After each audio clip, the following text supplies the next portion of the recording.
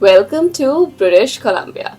When I was moving to Canada, I always thought that I would want to move to Vancouver because this is the kind of place that I really want to stay at and I see myself living permanently. However, things did not go my way and I ended up in Toronto. But still, I had spoken to my boyfriend and we had decided that we will go to Vancouver and stay there for 5-10 days and experience what it is like to live like a local on the west coast of Canada and see if the city is even for us or not.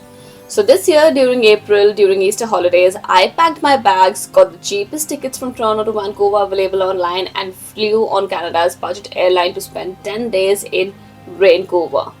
I was thinking that I will spend these days looking at different suburbs and finding out if Vancouver is worth moving or not. But I think I got caught up in emotions and this is how I spent my 10 days in British Columbia, west coast of Canada. And it did not involve staying in Vancouver for 10 days and experiencing the city life.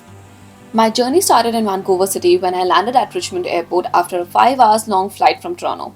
One of our friends was joining from New York and he was arriving in the evening, so we decided to spend the day exploring the city and seeing what it is all about and just compare how it is different from Toronto. We had also booked our car rental from Vancouver downtown but decided to leave our baggage at the car rental office and just walk around at the major attractions because it was more walkable and it does not make sense to pay for parking everywhere. After strolling around Canada Place, Cole Harbour and Stanley Park, we picked up our car, our friend and headed towards Horseshoe Bay to catch a ferry to Nanaimo because we were staying at Vancouver Island for the next 3 days.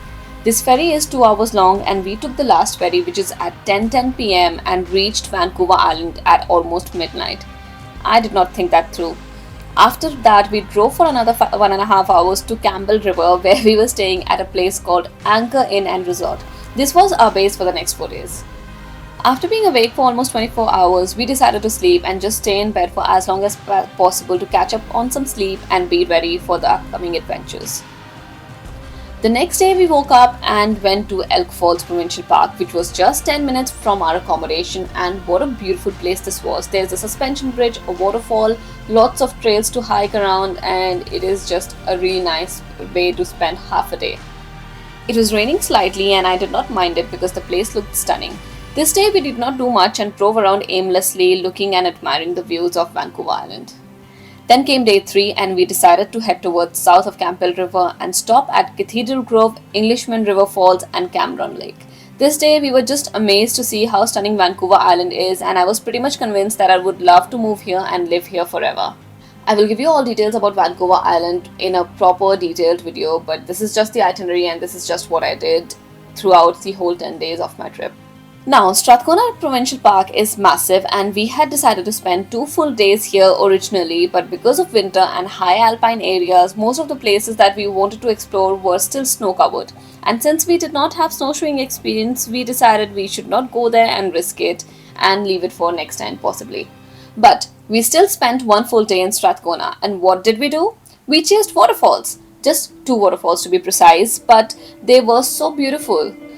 We started at Lupin Falls and ended at Myra Falls, where we spent 1 whole day just driving around the area and exploring different places and different views. But there are more waterfalls in this stretch if you're keen, and we also stopped at a lot of picnic areas around Butler Lake and got amazed at every view we looked at. I also took some really amazing drone shots at all of these lakes, and surprisingly, there was no one apart from us because this is not the tourist season yet. We are still here in shoulder season, so this is possibly one of the best times to walk around and drive around in this area. This morning, we had taken the first ferry back to Horseshoe Bay and drive to Squamish. From Horseshoe Bay, you have to take the Sea to Sky highway to reach Squamish, and it's probably the best highway I have ever seen, and yes, it is better than Great Ocean Road, and thankfully the day was clear, so the views we were getting while driving were insane. And today we also went to experience the Sea to Sky Gondola, which is on the Sea to Sky highway. Surprisingly, this summit was still snow covered, but you can rent snowshoes and crampons to walk on the snow, and there are plenty of trails to explore. That is what we wanted to do initially, but we saw snow tubing and we did that. It was such a fun experience. We ended up spending the whole day here, and finally in the evening when they were closing, we decided we should leave and we drove back to Squamish where we were staying. On day 6 we got lots of rain, but that did not stop us from exploring Squamish and the surrounding areas. And the first place we stopped at was Smoke Bluff, which is a very short trail that gives amazing views of Squamish downtown, and it is also a place where rock climbers practice.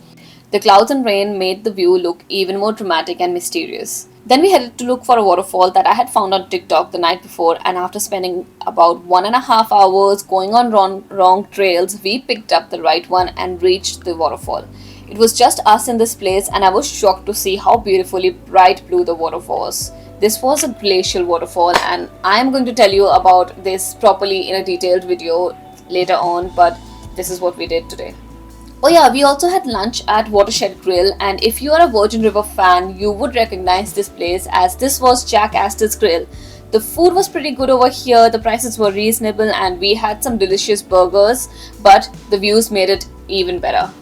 On day 7, our friend was going back and we had the next 3 days to ourselves. So after dropping him off at the airport in the morning, we headed to Lynn Canyon Suspension Bridge. It's similar to Capilano Suspension Bridge, but this one is free and you only have to pay for parking, which is just $3 an hour. Lynn Canyon was surprisingly busy considering it was raining, but understandable because it was a public holiday, so people wanted to get out, and rain doesn't stop Vancouverites to get out and enjoy the time. We spent half a day at Lynn Canyon exploring the areas and going on different trails. It was such a beautiful rainforest. Possibly we chose the best weather to see waterfalls and rivers because they were pretty full. But we were also super tired on this day because we were getting up early every morning. So we did not do much after Lynn Canyon and went back to our accommodation to catch up on some sleep. But we woke up in the evening and explored some local trails in West Vancouver, and that is when we found this point called Lighthouse Park, which has amazing views of Vancouver City skyline, the ocean and the mountains surrounding it. It is just beautiful to sit here, and I wanted to catch the sunrise, at least that's what I was expecting, but because the clouds were there was no sun to set. However, the views were super good, so I was very happy that I found this place. And the next day was dedicated solely to hiking, and our first hike was Murrin Park Loop Trail that starts from Browning Lake and takes you to Crocus Point, where you can get amazing views of Howe Sound. Just 5 minutes from this park is Shannon Falls, and we obviously went there too. This is a super popular point because even on a rainy day the parking lot was full and there were a lot of people. But I still loved this waterfall because it was raging. I mean, look at that. After all those walks and rains, I was also very hungry, so we stopped at a Thai place called Thai Put Pong in West Vancouver, had our lunch and called it a day. Then day 9 was practically our last full day in Vancouver, so we spent it in Golden Years Provincial Park, which is just 50 minutes from Vancouver City. I had originally planned to see 3 things in this park, but the first trail was closed, the lake was covered with rain and clouds so you cannot see or do anything, and the final place was Gold Creek Falls, which was thankfully open. And it was a super easy and short hike through the forest to see this beautiful roaring waterfall. I mean, trust me, April is the best time for waterfall chasing because look at them, everything was pretty full and pretty raging. The rain was pretty bad today and we were completely drenched because of that and the mist from waterfall. But ultimately it was a good day, and after this we had lunch at Tabom, which is a Korean place at Coquitlam, and loved the food. One of my colleagues recommended it, and I also highly recommend visiting this restaurant if you're in the area because the experience is worth it and taste is very original, very authentic Korean, and it is just yum. We spent the rest of the day packing and getting ready for next morning because we had an early morning flight. Finally, our last day started with grabbing a coffee at Bean Around the World, which became our favorite coffee place in the last 3 days. Then we cleaned up our car and returned it back to the rental.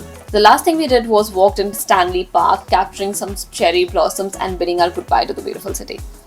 So you see, out of the 10 days I spent in British Columbia, I only spent about 1.5 days in Vancouver City. I think I'm really bad at planning and sticking to them. And now the question is, do I know what it is like to live in Vancouver? Nope, not at all. Would I move to Vancouver? Maybe. But do I love British Columbia? Absolutely yes. It was such an amazing 10 days in this beautiful province, and I am suggesting everyone to add British Columbia to your bucket list because there is no place like this on earth. The beauty is unmatchable, and as soon as you land in this city, you will fall in love with it.